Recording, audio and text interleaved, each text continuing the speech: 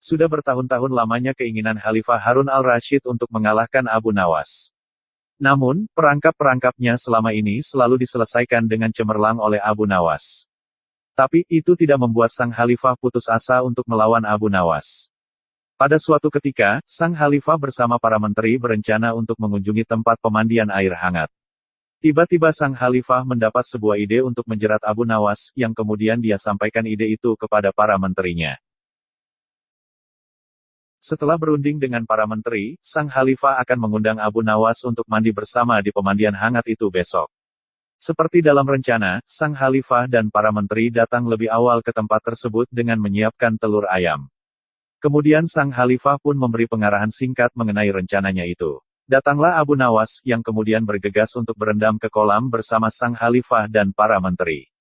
Dalam sebuah lamunan, tiba-tiba sang Khalifah berkata kepada Abu Nawas, "Abu Nawas, aku mengundangmu mandi bersama karena ingin mengajak engkau ikut dalam permainan kami."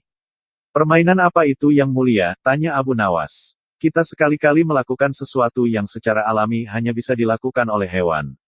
Sebagai manusia, kita mesti bisa dengan cara masing-masing," jawab sang Khalifah. "Hamba masih belum mengerti yang mulia," kata Abu Nawas yang ketakutan. "Masing-masing dari kita harus bertelur seperti ayam, dan barang siapa yang tidak bertelur mesti dihukum," jelas sang Khalifah. Abu Nawas pun terdiam dan semakin yakin dirinya tidak akan lolos dari jebakan tersebut. "Nah, sekarang tunggu apa lagi? Kita menyelam lalu naik ke atas sambil menunjukkan telur masing-masing," perintah sang Khalifah.